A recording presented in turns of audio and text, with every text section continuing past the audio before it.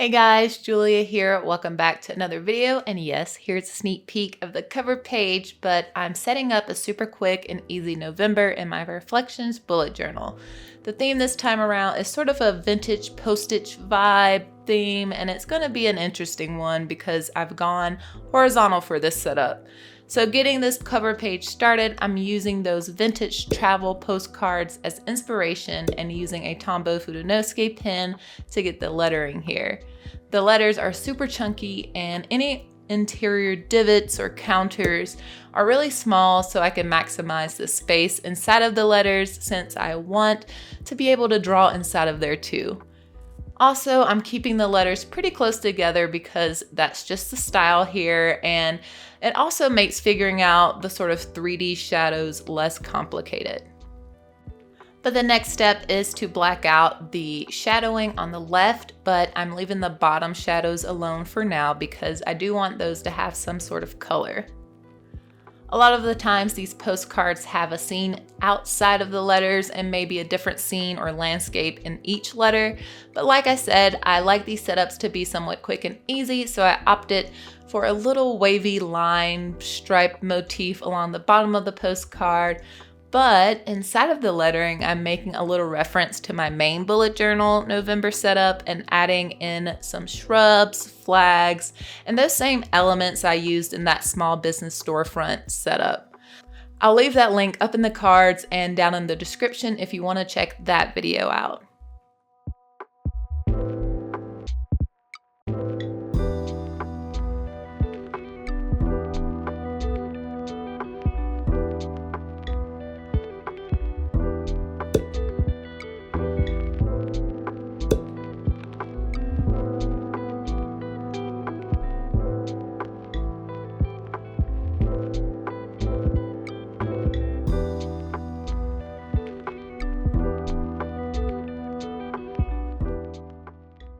Now to flesh this out a bit, I'm adding in some shadows, some color variation here, and finishing up the lettering.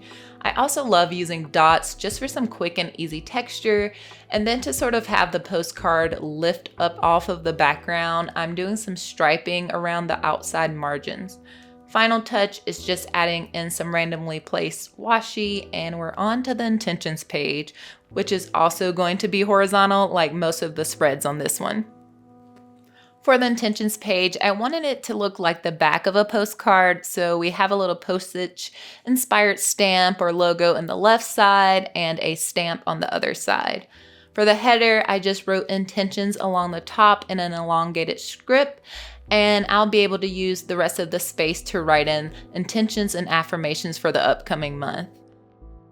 And just like that, we're off to the daily reflection spreads, and these came together really quickly, mostly because the doodles are much smaller than in my day-to-day bullet journal and just way more simple, honestly. But they do add some pizzazz to these spreads, which just keeps me motivated to actually use them. But this one is a side-by-side comparison spread for this year and next.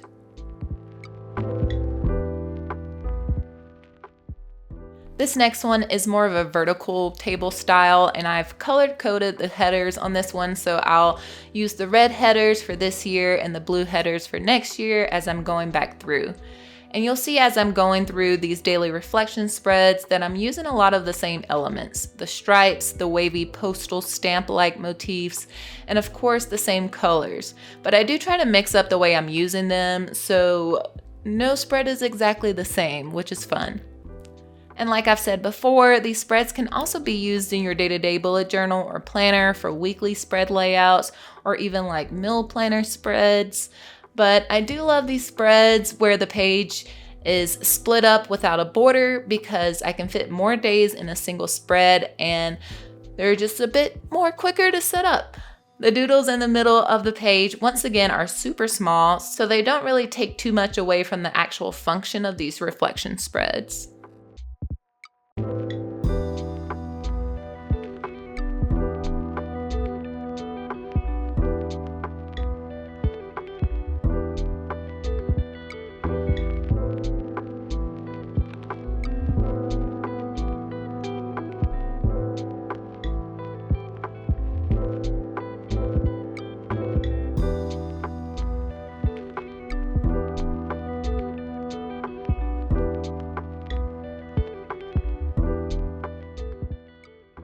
Oh yeah, on this one, I think I got a little mixed up with the numbering. So I just made some of them reversed out in white with a dark red circle. And I actually loved how this ended up turning out. It added a bit more variety to the spread. Let's see, with this next one, I have 3 days, technically 6 if we're counting next year's days, but I have more of an opportunity to tie in the theme, so I got a little paper airplane going, a stamp, and in between the days, I have a little room for that postal striping I've been doing.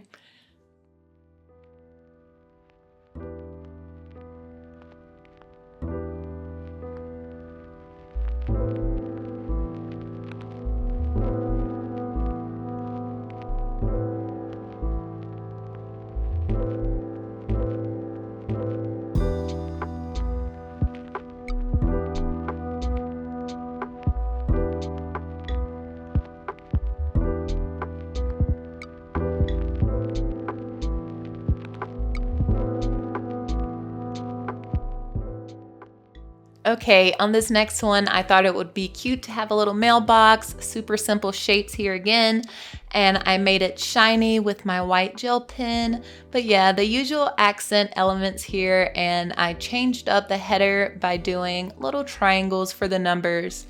And I think this one is probably my favorite spread side by side or top or bottom, whatever. It's horizontal, so I don't even know if this would be considered a total spread in technical terms. I don't know.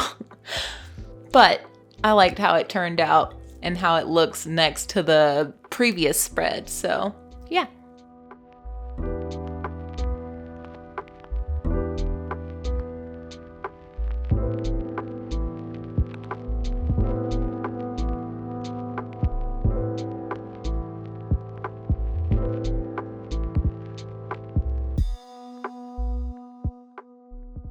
Moving along to the next spread, I'm going with that borderless grid with doodles in the middle again.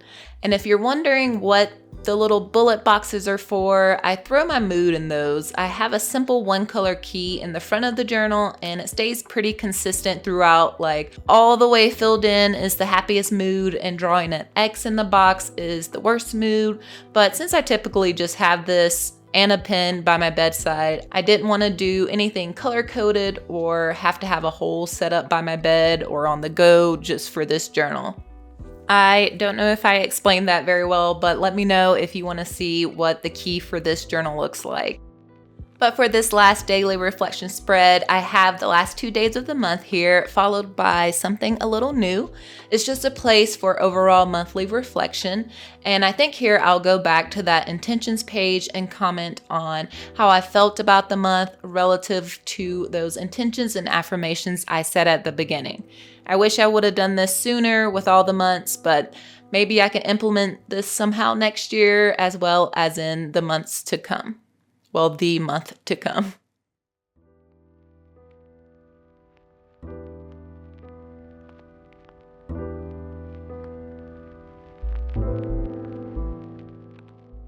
So this last spread is the only vertical spread, and this page is for memories and highlights. So in months past, I write in bulleted lists of any cool events, any significant world news, that sort of thing. I paste in photos and just use it as a place for memory keeping.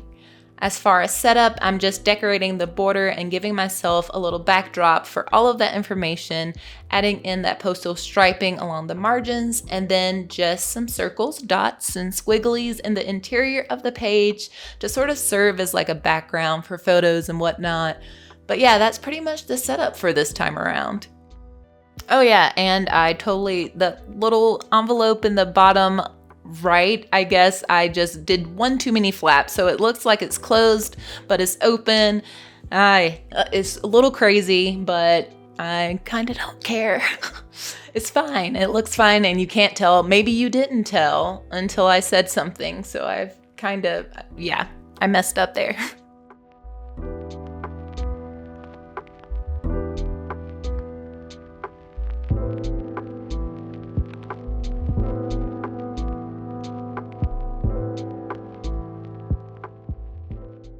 Now for somewhat of an awkward flip through since everything is horizontal.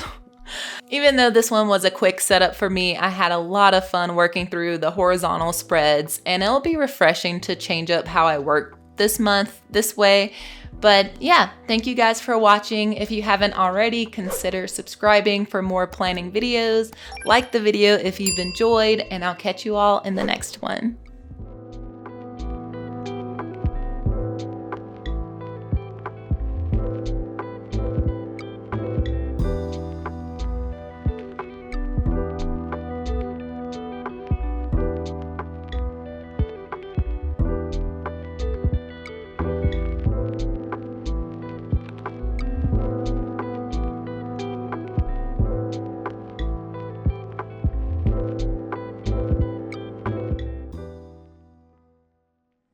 And if you like this video, here are a couple more I think you would enjoy.